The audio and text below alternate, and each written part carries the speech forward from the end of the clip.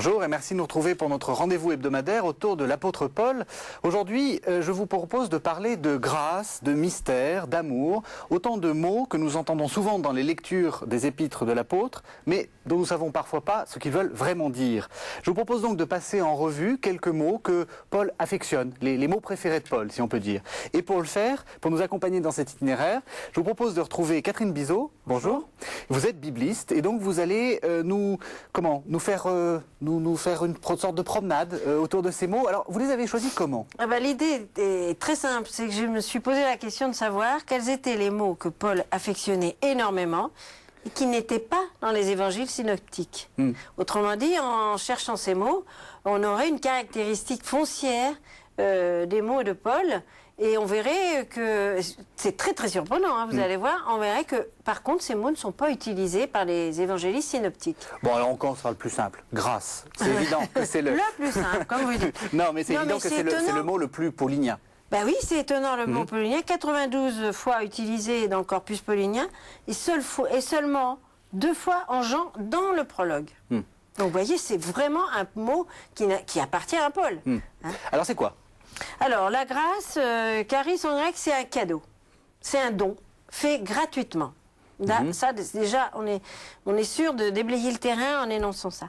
Et c'est un don gratuit qui rayonne de la générosité du donateur. Hein, c'est un don qui a en lui-même une puissance de lumière et une puissance qui va aller jusqu'à celui à qui est donné.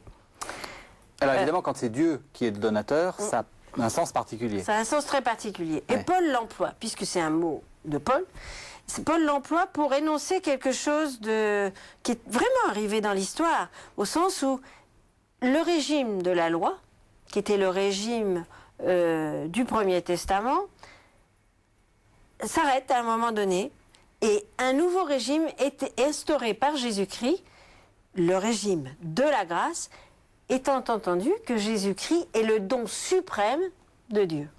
Donc, la grâce, là, elle est à 2 détentes. C'est-à-dire que Dieu donne son Fils, et ensuite, par la vie de son Fils, par la passion et la résurrection, la grâce est donnée à ceux qui reconnaîtront son Fils. Donc Jésus est un peu le dispensateur de la grâce, il est l'intermédiaire de la grâce. Exactement. Oui. Par Jésus, la grâce de Dieu peut arriver jusqu'aux hommes et surtout peut porter des fruits dans les hommes. Alors vous avez dit quelque chose d'intéressant, c'est que vous dites beaucoup de choses intéressantes, mais là particulièrement. Merci. Particulièrement, vous avez dit ça dit quelque chose aussi du donateur, c'est-à-dire que c'est un cadeau qui montre la générosité du donateur. Pour Dieu, c'est important. Mais c'est très important puisque c'est le moyen que Dieu a trouvé pour que les hommes deviennent ses fils adoptifs. Quand on dit que les chrétiens sont les fils adoptifs de Dieu, c'est parce que il a donné son Fils, donc premier don dans la grâce, et c'est parce que la grâce donnée par Jésus-Christ porte des fruits dans les hommes qui peuvent devenir, ces hommes, par la foi, par l'espérance, par la charité, par la connaissance de Dieu, ces hommes peuvent ainsi devenir des fils adoptifs de Dieu. Donc autrement dit, le moteur, la grâce, c'est un des moteurs que Dieu a trouvé pour que les hommes arrivent jusqu'à lui. Alors, est-ce que c'est simplement une comparaison ou est-ce qu'il y a quelque chose de concret? Vous avez dit il y a des produits, des fruits. Comment il faut le comprendre? Mais il faut le comprendre que les hommes ne vivent pas pareil, ne sont pas pareils avec leurs frères, ne sont pas pareils devant Dieu. S'ils vivent conscients de la grâce et en voulant faire fructifier la grâce de Dieu, donc les dons de Dieu, c'est pas le même monde au bout du compte. Et la grâce de Dieu, elle est là pour mener l'humanité au salut. Donc ces changements, à la fois au niveau individuel et au niveau de l'Église et au niveau du monde, donneront le salut au monde. Et donc on voit bien qu'il faut que la grâce soit reçue, et c'est ça qui fait... C'est ça, la liberté de l'homme fait qu'il faut que l'homme reçoive la grâce, la mette au milieu de sa vie et accepte de suivre sa puissance. Merci Catherine Bizot. De rien.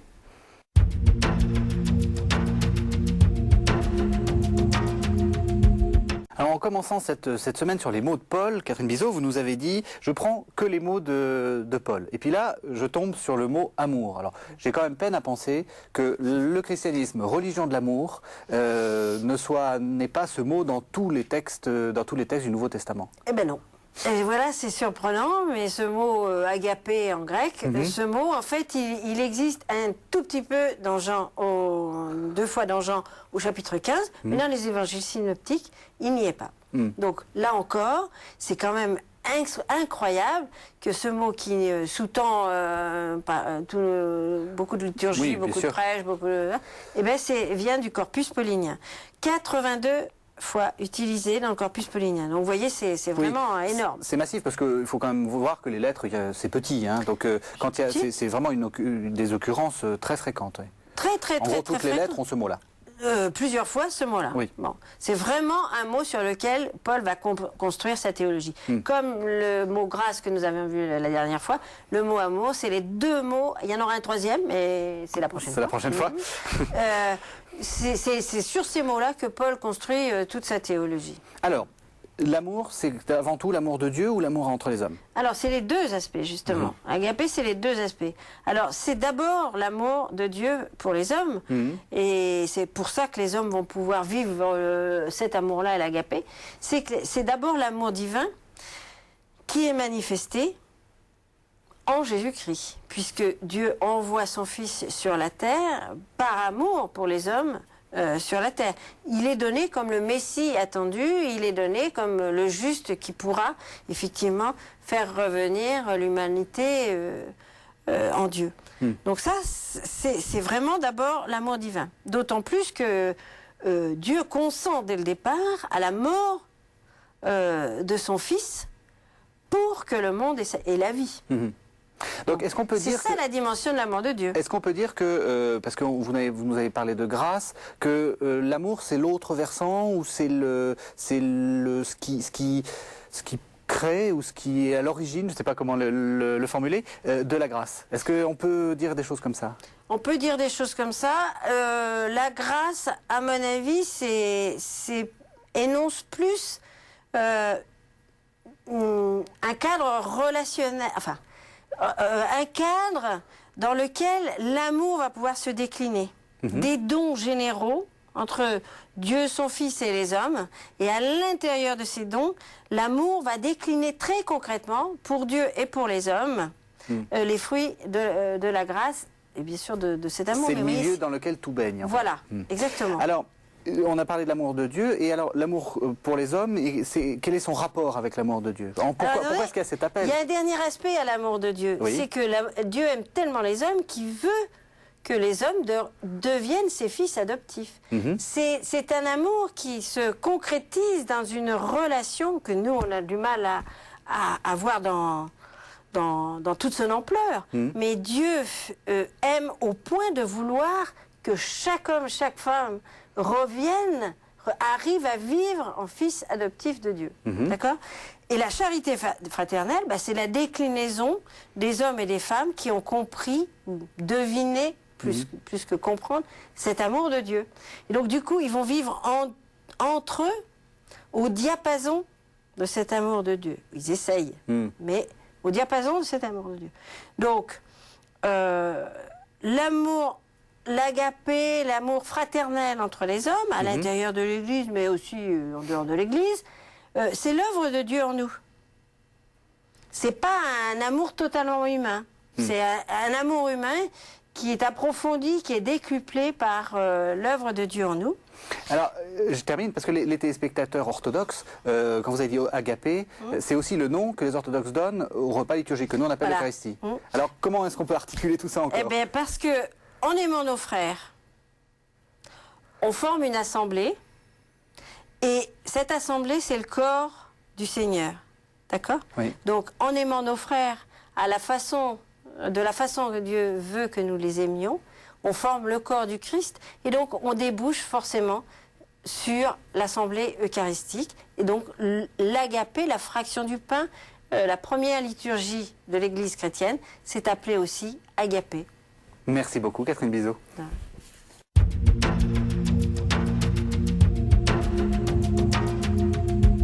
Depuis le début de la semaine, on est sur les mots de Paul, les mots qui sont que dans le contexte paulinien, et vous avez proposé un mot qui est assez compliqué à comprendre, surtout quand on vient de parler de grâce et d'amour, c'est le mot de justification. Là, on a l'impression qu'on retombe un peu en arrière, sur la justice, sur un Dieu un peu juge.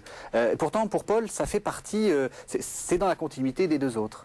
C'est dans la continuité des deux autres. On ne peut pas l'enlever à Paul, parce que là encore, c'est un pivot de sa pensée. Alors, ce qu'il faut bien voir, c'est que justification, la racine, c'est juste, hein, oui. Mais au sens noble du terme, être juste, déjà. Ça, c'est un premier point qui éclaircit. Alors, en fait, Dieu nous rend capables, être justifié, c'est Dieu qui nous rend, c'est Dieu qui est à l'œuvre encore, il nous rend capables de nous tenir devant lui. Ça, c'est déjà une première chose. Il nous rend capable d'être à peu près ce qu'il attend qu'on soit devant lui. Bon. Ensuite, qu'est-ce qui permet à cet homme d'approcher de cette justification, à part la puissance de Dieu qui œuvre en nous? Bien, c'est la foi. Parce que la foi va être la réponse que l'homme va donner à cette puissance de Dieu qui peut nous mener à la justification. Alors pourquoi ce problème d'être capable de se tenir devant Dieu? Enfin, qu'est-ce qu'il y a derrière? Parce que Paul avait constaté, un juif, et ayant beaucoup réfléchi à la théologie juive, étant honnête avec lui-même, il avait constaté que dans le cadre de la loi juive, les éléments de la loi qui donnaient à l'homme le chemin à suivre, le mode d'emploi, quoi. Le mode d'emploi ne permettait pas d'arriver à un homme d'être juste sous le regard de Dieu. Il restait toujours une part de l'homme qui n'était pas juste aux yeux de Dieu. Donc il fallait autre chose. Et Paul a reconnu dans le don de son fils, de Jésus-Christ, a reconnu que c'était là la part fondamentale de ce qui manquait à l'homme pour être juste. Et donc, là, dans la foi en Jésus-Christ, dans l'imitation de la vie de Jésus-Christ sur la terre, on arrivait à se rapprocher beaucoup plus de ce que voulait que l'homme soit aux yeux de Dieu. Si je vous écoute bien, en fait, c'est quoi? C'est que l'homme fait ce qu'il peut, et puis au dernier moment, Dieu rajoute un petit peu, enfin, comble la mesure, quoi. De son propre, souverainement, de son propre chef, il dit allez, c'est bon. C'est ça la justification? C'est encore plus fort que ça, parce qu'il l'a déjà complètement... il a déjà complètement haussé l'homme au niveau de la justification. Parce qu'il y a déjà un vrai juste, un homme vraiment juste, qui a existé, c'est Jésus-Christ. Et dans la façon dont Jésus-Christ a obéi à la volonté de son Père, dont il est allé jusqu'au bout dans sa propre liberté, dans le dessein de Dieu, là, pour la première fois, un homme a été totalement justifié aux yeux de Dieu. Et la preuve qu'on a, c'est la résurrection. Et donc, dans cette brèche qui a été ouverte par le Christ, l'homme, s'il met toute sa foi et toute sa liberté à suivre le Christ et la volonté du Père, sera justifié. C'est pour ça que vous insistiez autant sur l'imitation, enfin ça fait très imitation de Jésus-Christ, c'est un ouvrage mystique du XVIe siècle, mais il y a quelque chose de très vrai là-dedans, c'est qu'il faut imiter. Mais imiter concrètement. Imiter concrètement les choix que Jésus a posés pour être homme et juste aux yeux de son Père. Voilà. Imiter le Christ, c'est... des choses très très concrètes. La justification, c'est donc pas la justice de Dieu? Pas du tout. C'est le moyen que Dieu offre à l'homme pour qu'il soit sauvé. Pour que l'homme redevienne à l'image de Dieu. Plus l'homme va avancer en imitant le Christ et en faisant la volonté du Père, plus il va redevenir à l'image de ce que Dieu voulait. Est-ce qu'on peut dire à nos téléspectateurs que quand ils lisent justification, ils ont le droit de lire être sauvé? Moyen pour être sauvé. Moyen pour être sauvé, effectivement. Je pense que, bon, je suis sûr qu'il y a eu plein de disputes théologiques et on va les trouver un peu réductrices, certes. Mais je pense que pour une première approche du problème de la justification, et puis une approche solide, on peut partir de là. Merci de nous avoir proposé une approche solide et un peu courageuse, parce que c'est pas toujours facile de simplifier comme ça. Merci beaucoup, Catherine Bizot.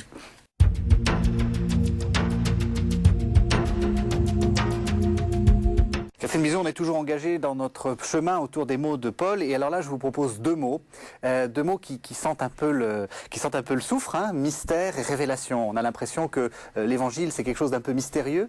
Alors, qu'est-ce que ça veut dire chez Paul quand on lit ça? Alors là encore, hein, mystère et révélation, vous ne les trouverez pas dans les évangiles synoptiques. Oui. Il y en a un, exactement, mystère, il y a une fois, mais dans le sens mystère au pluriel du royaume. Donc c'est pas le même sens. Tandis que le mot mystère, là, employé par Paul, il est au singulier.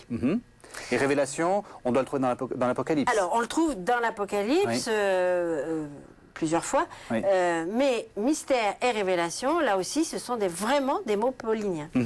Alors qu'est-ce que c'est que le mystère? Alors, le mystère, il est au singulier. Oui. Alors, il faut savoir quand même qu'à l'époque, il y avait beaucoup de religions à mystère au pluriel. Oui. Hein, c'est-à-dire des cérémonies d'initiation avec des libations, des rites un peu extraordinaires et qui n'étaient pas connus du public, qui n'étaient pas initiés. Donc, c'était à mystère. Mais il y avait un autre courant très fort parmi le peuple juif, qui était le courant apocalyptique. Alors là, c'était plus des écrits, mais qui utilisaient des histoires avec des anges, des miracles absolument incroyables, et qui voulaient être des révélations, parce qu'apocalyptique, ça veut dire révélateur, des révélations que le commun des mortels ne connaissait pas. Mais alors Paul ne prend pas ce sens-là vraiment. Il connaît ça parce qu'il doit combattre. Oui, puis il doit combattre. Dans les villes où il passe, il doit combattre ces mouvements-là. Et lui, il prend le mot mystère comme le secret de Dieu. C'est-à-dire le dessein de salut que Dieu porte depuis la création du monde, que Dieu essaye de révéler petit à petit aux hommes, qui ont bien du mal à voir clair, mais ce dessein entier de salut qui dépasse l'entendement humain, qui dépasse tout ce que l'homme, toutes les générations confondues ont pu imaginer, c'est pour Paul le mystère. Alors est-ce que c'est un secret qui est si secret que ça? Vous savez, dans l'évangile, dans Tobie, Tobie, il faut pas dire le secret du roi. Le secret du roi, en fait, il est dit pas dans l'évangile, dans le livre de Tobie. Là, c'est pareil. Ben là, c'est pareil. On va nous le dire le mystère. Le mystère, il est dans nos écritures du début à la fin. Le mystère, c'est le mystère de la création, d'accord. Il est là. Et puis, il y a la venue de Jésus-Christ, qui va permettre d'éclairer tout ce qui a été vécu à partir de la création jusqu'à la venue de Jésus sur la terre. Et puis, c'est pour Paul, tout ça. Il y a le temps de l'Église, qui va être un temps de révélation de tous les apports de Jésus-Christ, et de la volonté de son Père. Donc une révélation, j'allais dire, démocratique, universelle. C'est pas une révélation à quelques initiés. Qui n'est pas donnée d'un seul coup. L'Église aura son travail de révélation à faire pour elle-même, pour elle-même et pour le monde. Et puis, il y aura la consommation des siècles, la fin des temps, la parousie, comme dit Paul. Donc, le mystère, il englobe l'humanité entière, il englobe la création entière, avec ce temps absolument unique de l'incarnation de Jésus-Christ, que l'Église va mettre très longtemps, et qu'elle met encore, c'est encore son travail au jour le jour à l'Église, d'accueillir ce mystère dans l'interprétation des Écritures, dans la liturgie, dans les textes de Rome, dans les conciles, dans tout ça. Et elle en aura fini? Est-ce que la raison va pouvoir arriver jusqu'au bout? Moi, je pense pas. Moi, je suis... j'aime bien penser cette idée. Je pense que les générations... Après les générations, on n'arrivera jamais à mettre à plat le mystère de Dieu et qu'on aura, au bout du compte, à la parousie, encore une révélation à découvrir. Je pense que notre curiosité intellectuelle et spirituelle sera toujours comblée par Dieu. C'est-à-dire jamais on n'y arrivera. Et finalement, qu'est-ce qui se passera à la parousie? Vous dites c'est là le moment de la révélation. Eh bien, le mystère ne sera plus mystère. On le verra, on le vivra, et cette fois-là, on comprendra tout. Dans le Christ. Dans le Christ et dans le sein de Dieu. Dans la Trinité. La consommation des temps, ça ne sera pas que dans le Christ, ça sera au sein de la Trinité. N'oubliez pas que l'Évangile nous dit qu'on sera au sein de la Trinité et que que Jésus nous servira à sa table au sein de la Trinité. Merci Catherine Bizot.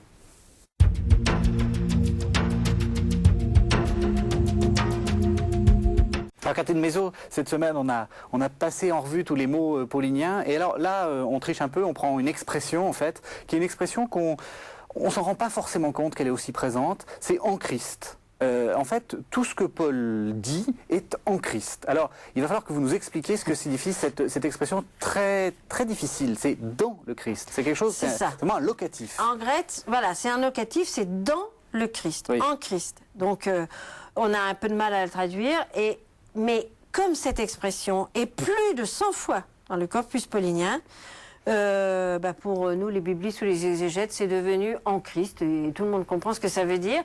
Donc, soupçonnons. Non, mais ça donne à soupçonner que c'est sûrement un état de vie. C'est quelque chose de cet ordre.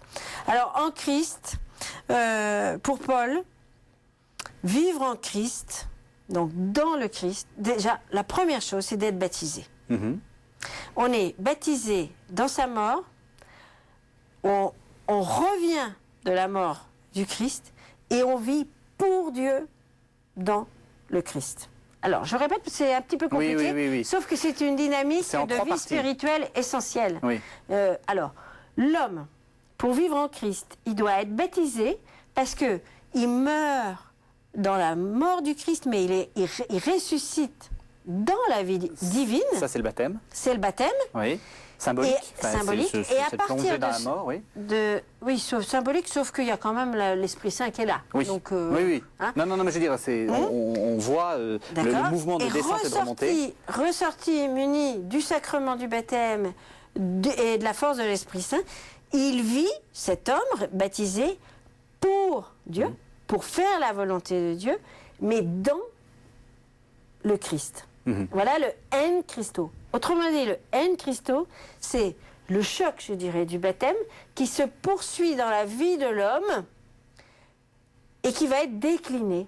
Mais la vie spirituelle du chrétien est une vie dans la vie du Christ. Alors ça veut dire quoi? Ça veut dire laisser le Christ diriger sa vie? Ça veut dire... Alors le Christ est maître, oui, au sens où il est enseignant, où il est Seigneur, ressuscité, où il est un exemple, où il a parlé, et ses paroles, c'est quand même là-dessus qu'on fonde sa vie. Donc c'est dans tous ces sens-là.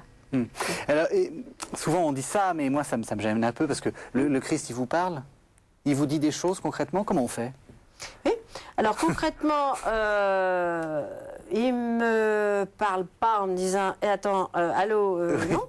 Mais il parle effectivement à tout chrétien. Premièrement, on a dit qu'on partait du baptême. Mais dans tous les sacrements, le Christ parle, et selon le dessein de son Père, le Christ parle. Donc il y a pour vivre dans le Christ, évidemment, tous les sacrements, et les sacrements plutôt régulièrement accueillis, permettent cette vie en Christ. Il n'y a pas que ça. Il y a effectivement l'ouverture à l'Esprit Saint. Quand on a tous un choix à faire, même s'il n'est pas énorme, on peut avoir une ouverture à l'Esprit Saint et se dire, à la semblance du Christ, je ferais plutôt ça ou ça. Oui, dans la prière, oui. Oui, ou même dans le choix de la décision. Oui. Donc, sacrement, ouverture à l'Esprit. Il y a l'union des chrétiens dans l'esprit. Là aussi, on revient à l'agapé dont nous parlions dans une séance précédente. Bon, ça aussi, ça permet de vivre en Christ. Quand une assemblée, si on est trois, le Christ est parmi nous. C'est une façon de vivre en Christ. Puis il y a la vie de prière, la vie de louange. Donc tout ça, c'est à la fois excessivement concret, et si c'est vécu très honnêtement par le chrétien, et très librement, c'est la vie en Christ. Merci beaucoup Catherine Bizot de nous avoir accompagnés tout au long de ce parcours. Alors j'ai envie de vous poser une dernière question un peu plus personnelle. Comment vous les avez trouvés, ces mots? Enfin, on sent que c'est très concret. Parce que tout simplement j'anime pas mal de groupes bibliques, et dans les groupes bibliques en général, ce qu'on aime, c'est faire découvrir ce que les gens savent déjà, mais sous des angles différents. Et la surprise, la curiosité intellectuelle fait qu'on relit ce qu'on connaît avec beaucoup plus de passion. Voilà. Donc il faut aller dans les groupes bibliques. Exactement. Merci beaucoup Catherine Bizot. Merci de nous avoir suivis. On se retrouve la semaine prochaine pour des nouveaux numéros autour des pas de Paul.